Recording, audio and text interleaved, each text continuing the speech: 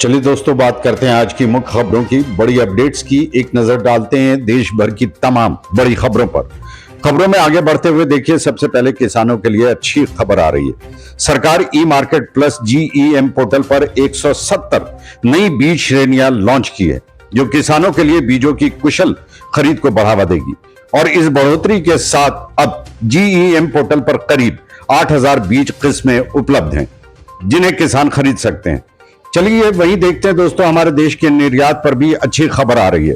Petrol और चीनी समेत कई सेक्टर में भारत से निर्यात बढ़ा है। पिछले 5 सालों में भारत दुनिया का तीसरा सबसे बड़ा निर्यातक देश बन गया है। वहीं मैन्युफैक्चरिंग सेक्टर पर भी रिपोर्ट देख लीजिए। बीते महीने अक्टूबर में भारत में मैन्युफैक्चरिंग सेक्टर में भी अच्छी तेजी देखने को मिली। मजबूत मांग के बीच PMI 57.5 पर पहुंच गया और भारत के मैन्युफैक्चरिंग सेक्टर में विकास की रफ्तार भी बेहतर हुई है। दरअसल बाजार नियामक सेबी का कहना है कि अनधिकृत योजनाओं में निवेशकों की भागीदारी उनके अपने जोखिम पर होगी। ऐसी योजनाओं में निवेशक का निजी और गोपनीय डाटा भी साझा किया जाता है और ऐसी योजनाएं और प्लेटफॉर्म सभी के पास रजिस्टर्ड नहीं होती हैं। इसलिए अगर आप भी बाजार में निवेश करते हैं तो सेबी द्वारा अधिकृत ब्रोकर्स या सेबी द्वारा रजिस्टर्ड निवेश प्लेटफॉर्म के जरिए ही निवेश करें, नहीं तो आपके साथ भी धोखा हो सकता है। बाजार नियामक सेबी ने इस संबंध में एक सर्कुलर जारी किया है। वैसे सेबी ने एक और फैसला लिया है। म्यूचुअल फंड कंपनियां अब विदेशी फंड में भी निवेश कर सकेंगी। उदाहरण के लिए, जब हम SIP म्यूचुअल फंड आदि करते हैं तो कंपनियां अपना पैसा विदेशी निवेश में भी लगा सकेंगी। इसे भी सेबी ने मंजूरी दे दी है। हालांकि इसके लिए एक शर्त होगी कि कुल निवेश का 25% से ज्यादा विदेशी फंड में निवेश नहीं किया जाना चाहिए। देखते हैं अगला अपडेट। अब 13 की जगह 20 नवंबर को वोटिंग होगी। चुनाव आयोग की ओर से इन 3 राज्यों की 14 सीटों पर होने वाली उपचुनाव की तारीखों में बदलाव किया गया है। चुनाव आयोग का कहना है कि आने वाले त्योहारों के चलते यह नया शेड्यूल जारी किया गया है। आप भी उपचुनाव का यह पूरा शेड्यूल देख सकते हैं। इन राज्यों में 13 और 20 नवंबर को वोटिंग होगी और सभी के नतीजे 23 नवंबर को आएंगे। वहीं दिल्ली मेयर चुनाव की तारीख का भी ऐलान हो गया है। 14 नवंबर को MCD के सदन की बैठक भी बुलाई गई है और फिलहाल तय शेड्यूल के मुताबिक 14 नवंबर को दोपहर 2 बजे MCD के मेयर और डिप्टी मेयर पद के लिए चुनाव होंगे। आइए देखते हैं अगली बड़ी खबर। महंगाई पर एक रिपोर्ट। साबुन तेल और बिस्किट जैसे रोजमर्रा की चीजें महंगी हो सकती है। कंपनियों का कहना है कि पाम ऑयल, कॉफी और कोको जैसे उत्पादों के लिए कमोडिटी की कीमतें बढ़ गई हैं और इसलिए इनमें से कई रोजमर्रा की घरेलू चीजों की कीमतें आने वाले समय में बढ़ सकती हैं।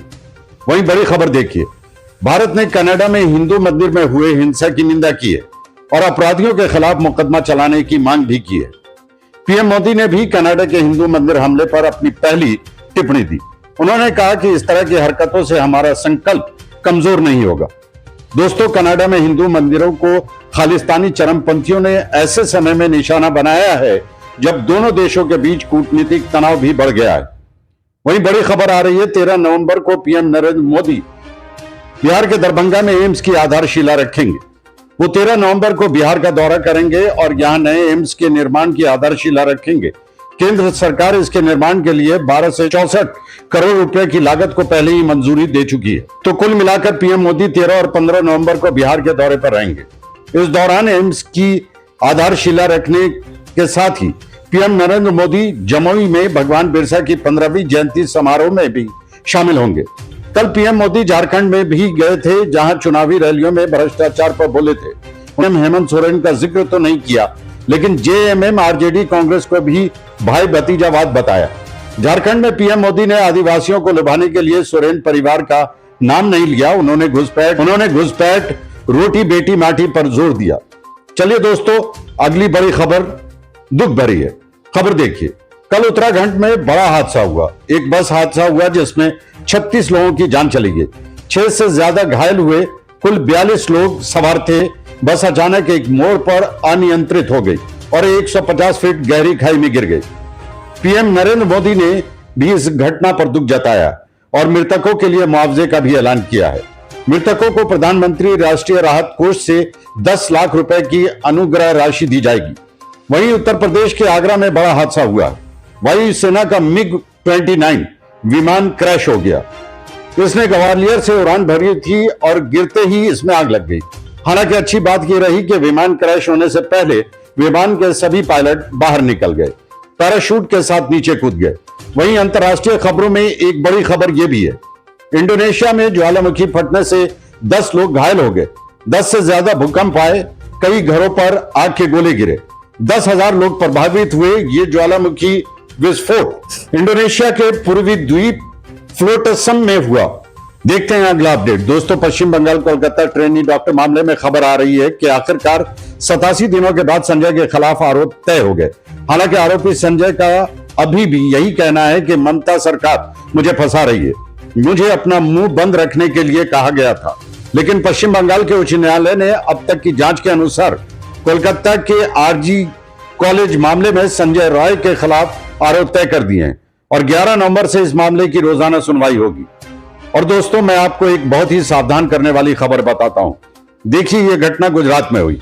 मध्य प्रदेश के 4 बच्चों की जान चली गई। सभी बच्चे एक ही परिवार के थे। हुआ यह कि बच्चे कार में खेल रहे थे और खेलते खेलते कार का गेट लॉक हो गया और कार बंद हो गई, इसलिए बच्चों के दम घुटने से मौत हो गई। अक्सर ऐसी घटनाएं देखने को मिलती है और यह लापरवाही पूरी तरह से परिवार वालों की होती है, क्योंकि बच्चों को कभी भी कार में अकेला नहीं छोड़ना चाहिए। और अगर बच्चे कार में खेल रहे हैं तो कार के गेट का शीशा नीचे और खुला होना चाहिए, ताकि अगर कार लॉक भी हो जाए तो बच्चों का दम न घुटे। क्या आप इसका मतलब समझते हैं? कभी कभी जीवन में छोटी सी लापरवाही बहुत बड़ा नुकसान कर देती है, जिसकी भरपाई हम कभी नहीं कर पाते। हमें बस पछतावा ही मिलता है। इसलिए हमें हमेशा विशेष रूप से सतर्क रहना चाहिए। अगर हम इन बातों को पहले से ध्यान में रखेंगे तो ऐसी घटनाओं से बचा जा सकता है। चलिए अगली खबर देखते हैं। पराली जलाने के मामले में सुप्रीम कोर्ट में सुनवाई हुई और सुप्रीम कोर्ट ने पंजाब और हरियाणा सरकारों को पिछले 10 दिनों में डेटा देने का आदेश दिया। इस मामले में 14 नवंबर को दस्तावेज जमा किए जाएंगे और दिवाली के बाद दिल्ली में प्रदूषण भी काफी बढ़ गया है। इस पर भी सुप्रीम कोर्ट ने दिल्ली सरकार से पूछा कि जब पटाखों पर बैन था तो दिल्ली में पटाखे क्यों फोड़े गए। सरकार और पुलिस एक हफ्ते में बताए कि पटाखों पर बैन क्यों नहीं लगाया गया। अगली दिवाली के लिए सरकार की क्या योजनाएं हैं? सुप्रीम कोर्ट ने दिल्ली सरकार से कुछ कड़े सवाल पूछे। अब देखते हैं दिल्ली सरकार इनका क्या जवाब देती है। फिलहाल अगली खबर की ओर चलते हैं। किसान आंदोलन पर अपडेट आ रही है कि शंभू बॉर्डर खोलने को लेकर बैठक बेनतीजा रही। किसानों ने सुप्रीम कोर्ट की कमेटी के सामने अपनी मांगे रखी। बेलेवाल ने कहा कि वो भूख हड़ताल करेंगे। किसान संगठनों की अभी भी ये कुछ प्रमुख मांगे हैं। किसान भाई इन मांगों को पूरा करवाने के लिए अड़े हुए हैं और इसीलिए फरवरी के आसपास से हरियाणा पंजाब के शंभू बॉर्डर पर भूख हड़ताल पर बैठे हैं। महीनों से किसान भाई वहां डटे हैं। ये बॉर्डर अभी भी बंद है। किसानों ने मांगों की ये जानकारी आप थोड़ी देर वीडियो को पॉज करके देख सकते हैं। थाने में मंदिर बनाने पर रोक लगी। हाईकोर्ट ने सरकार से पूछा कि किसके आदेश पर थाने में मंदिर बन रहे हैं। सीएस और डीजीपी को भी नोटिस जारी किया गया है। वहीं देखिए दोस्तों, एमपी में एक अनोखी घटना हुई है। 2 शरीर और एक दिल वाले जुड़वा बच्चे मां ने कहा शादी के 6 साल बाद पैदा हुए, फिर भी ऐसे बच्चे पैदा हुए। डॉक्टर ने कहा ऐसा मामला 1 लाख बच्चों में से एक होता है जब बच्चे आपस में चिपके हुए मिलते हैं। ऐसे आपने सोशल मीडिया पर ऐसे कई बच्चे देखे होंगे। इन बच्चों के 4 पैर 2 सिर, दोनों बच्चों के पेट जुड़े हुए हैं। जुड़वा बच्चे पैदा हुए लेकिन बच्चे पूरी तरह से परिपक्व नहीं हो पाए। इस तरह से उनके शरीर चिपक गए। एमपी के शेड्यूल मेडिकल कॉलेज में यह मामला सामने आया। दरअसल जब मां के गर्भ में जुड़वा बच्चे होते हैं तो आमतौर पर ऐसे 5 मामले हो सकते हैं। यह भ्रूण में एक तरह का विकार है जिसके कारण बच्चे पूरी तरह से अलग नहीं हो पाते। तो दोस्तों चलिए अब अगली खबर देखते हैं। भारतीय लोगों के बारे में एक सर्वे रिपोर्ट सामने आ रही है। भारतीय नेताओं पर सबसे ज्यादा भरोसा करते हैं, जबकि दुनिया में रेस्तरां के वेटर सेना से ज्यादा भरोसेमंद माने जाते हैं। ग्लोबल ट्रस्ट यूनिफॉर्म इंडेक्स 2024 द्वारा जारी इन आंकड़ों के अनुसार भारत में आधे से ज्यादा लोग डॉक्टर और शिक्षकों पर भरोसा करते हैं। जबकि दुनिया भर के लोग अपनी सेना से ज्यादा होटल रेस्टोरेंट के वेटर पर भरोसा करते हैं। यानी देखिए, आपके मनोविज्ञान की रिपोर्ट सामने आई है। और अगर हम नेताओं और मंत्रियों की बात करें तो दुनिया के उन देशों की तुलना में भारतीय लोग उन पर सबसे ज्यादा भरोसा करते हैं। आप इस सर्वे के कुछ आंकड़े भी देखें। आइए देखते हैं खेल जगत से जुड़ी अगली खबर। भारतीय विकेटकीपर रिद्धिमान साहा ने संन्यास की घोषणा की और कहा कि ये रणजी सीजन उनका आखिरी सीजन होगा। उन्होंने भारत के लिए 40 टेस्ट मैच खेले हैं। वही खबर है कि ऑस्ट्रेलिया ने भी पाकिस्तान को 2 विकेट से हराकर वनडे सीरीज में 1-0 की बढ़त बना ली है। आइए देखते हैं अगली अपडेट।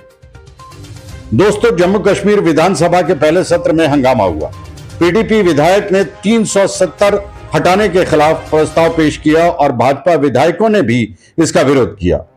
और खबर यह है कि सरकार ने आरबीआई की डिप्टी गवर्नर पद के लिए भी आवेदन आमंत्रित किए हैं। अब रिजर्व बैंक के डिप्टी गवर्नर पद के लिए माइकल देव पात्रा की जगह नई नियुक्ति होगी, क्योंकि उनका कार्यकाल 14 जनवरी 2025 को खत्म हो रहा है। प्रधानमंत्री नरेंद्र मोदी ने भी देश के सभी क्षेत्रों में सौर ऊर्जा को बढ़ावा देने के लिए नीतिगत निर्णय लिया है। फ्रांस से अंतर्राष्ट्रीय सौर गठबंधन के नए अध्यक्ष की नियुक्ति की गई है। इसका चयन समसामयिक मामलों के अनुसार किया गया है। महत्वपूर्ण है, ध्यान रखिएगा। चलिए अगला अपडेट है दोस्तों। जो लोग यात्रा करना चाहते हैं उनके लिए अच्छी खबर आ रही है। जो भारतीय थाईलैंड जाने की सोच रहे हैं उनके लिए अच्छी खबर है। थाईलैंड देश ने फ्री वीजा की नीति को अनिश्चित काल के लिए बढ़ा दिया है। हालांकि थाईलैंड में फ्री वीजा नीति 11 नवंबर 2024 तक समाप्त होने वाली थी, लेकिन थाईलैंड ने अपने पर्यटकों को ध्यान में रखते हुए ये निर्णय लिया है और अब आप भविष्य में भी थाईलैंड में बिना वीजा की यात्रा कर सकेंगे। समय है आज की ताजा मौसम की खबरें जानने का। और हाँ, आपको याद दिला दूं, अगर आप पहली बार RTV न्यूज चैनल पर आए हैं तो अभी तक आपने अगर सब्सक्राइब नहीं किया है तो दोस्तों इसे सब्सक्राइब कर लीजिए और बेल आइकन दबा दीजिए और इस वीडियो को एक छोटा सा प्यार भरा लाइक भी कर दीजिए, ताकि आपको रोजाना ताजा खबरें, महत्वपूर्ण मुख्य खबरें, सरकार के नए नियम, सरकारी योजनाएं, जानकारी सबसे पहले आपके मोबाइल पर आपको मिलता रहे। आपको हर दिन तारीख के हिसाब से A to Z तक उपयोगी खबरें एक साथ एक ही वीडियो में मिलती है। तो आप चैनल सब्सक्राइब जरूर करें और वीडियो लाइक और शेयर जरूर करें। दोस्तों, आज के मौसम की खबरों पर नजर डालते हैं। देखिए, एक चिंताजनक रिपोर्ट मौसम वैज्ञानिकों की तरफ से आ रही है कि जलवायु परिवर्तन के कारण भारतीय और प्रशांत महासागर क्षेत्र में गंभीर मौसम की स्थिति देखने को मिली है। पाया गया है कि भारी बारिश के कारण हीट वेव है। इस साल आपको पता होगा कि बारिश के मौसम में भी अच्छी मात्रा में बारिश हुई है, कई जगहों पर बाढ़ भी आई। तो इन सब के पीछे हीट वेव और जलवायु परिवर्तन मुख्य कारण है। कुछ राज्यों का हाल देखिए। आप देख सकते हैं कि झारखंड में ठंड ने दस्तक देना शुरू कर दिया है, बारिश भी शुरू हो गई। 9 नवंबर तक राज्य में बादल छाए रहेंगे। उत्तराखंड में भी चमोली, बागेश्वर और पिथौरागढ़ में हल्की बारिश के आसार हैं।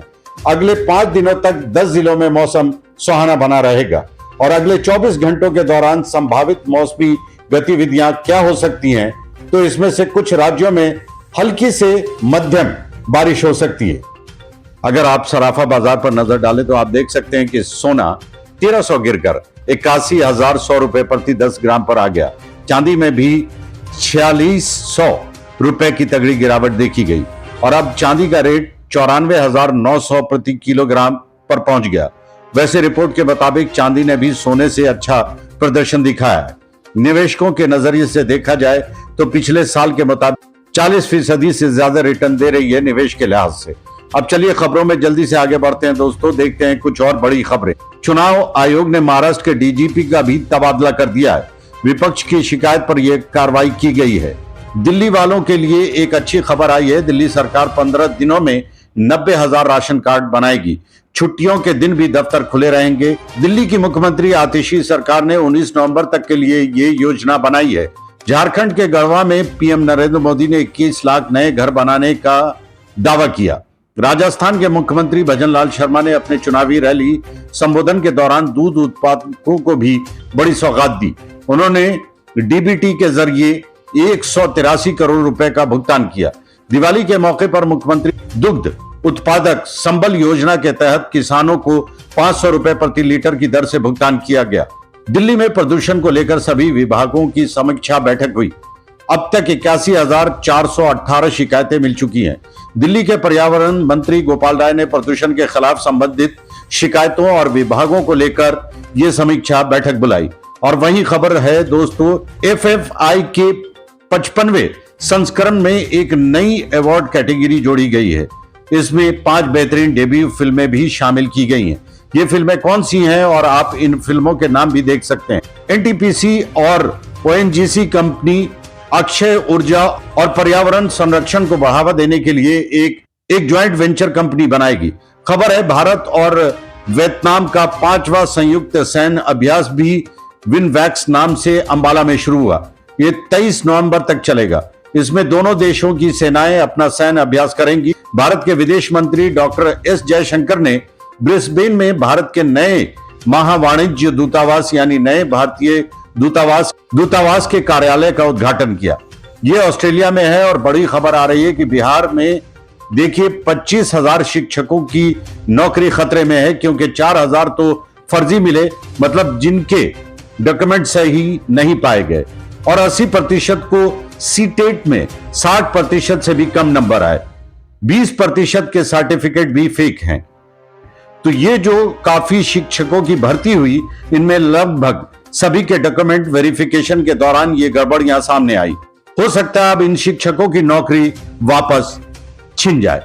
चलिए अगला अपडेट देखिए। हरियाणा सरकार का नया प्लान, हर सड़क मिनिमम 18 फीट चौड़ी होगी। PWD मंत्री ने अधिकारियों को पहला टास्क दिया और कहा कि 2 साल का समय है, कोताही बर्दाश्त नहीं करूंगा। सड़कों का चौड़ीकरण किया जाएगा। चलिए कुछ एजुकेशनल खबरें देखते हैं। देखिए, बैंक ऑफ बड़ौदा में 592 पदों पर भर्ती निकली हुई है। 17 नवंबर लास्ट डेट है, तब तक आप अप्लाई कर सकते हैं। वहीं कैट परीक्षा के लिए भी आज प्रवेश पत्र यानी कि एडमिट कार्ड जारी कर दिए जाएंगे। 24 नवंबर को एग्जाम होगा। हरियाणा में भी 10 नवंबर से CT एग्जाम के लिए आवेदन शुरू होंगे और दिसंबर में एग्जाम होने की संभावना है। और इसी के साथ ही अगर आपको वीडियो अच्छा लगा तो इसे लाइक करिए, शेयर भी कीजिए और अगले अपडेट में फिर मिलेंगे। तब तक के लिए जय हिंद, जय भारत, वंदे मातरम।